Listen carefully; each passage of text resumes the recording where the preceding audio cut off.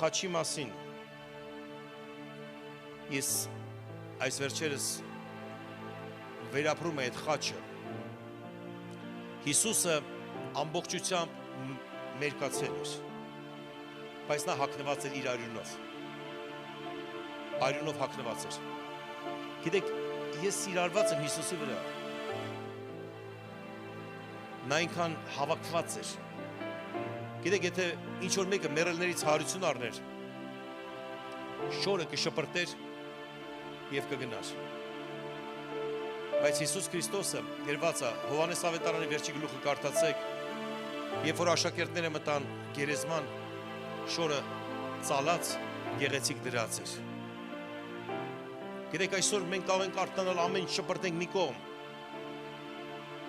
եթե Հիսուսը լիներ քո մեքենայի մեջ ամեն ինչ հավաքված կլներ եթե քո տան մեջ լիներ ամեն ինչ հավաքված կլներ եթե մարդ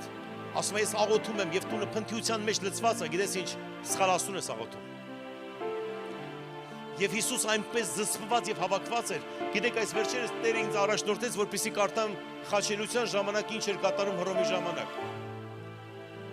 եւ գրված է բոլորը վկայում են որ այնքան ջուր էին ուզում խմեին բոլոր խաչվածները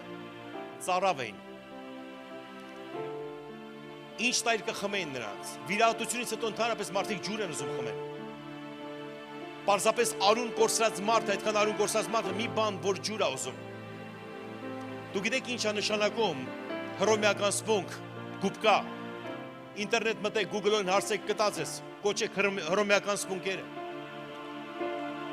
դա օգտագործում էր պետքարաններում զուգարաններում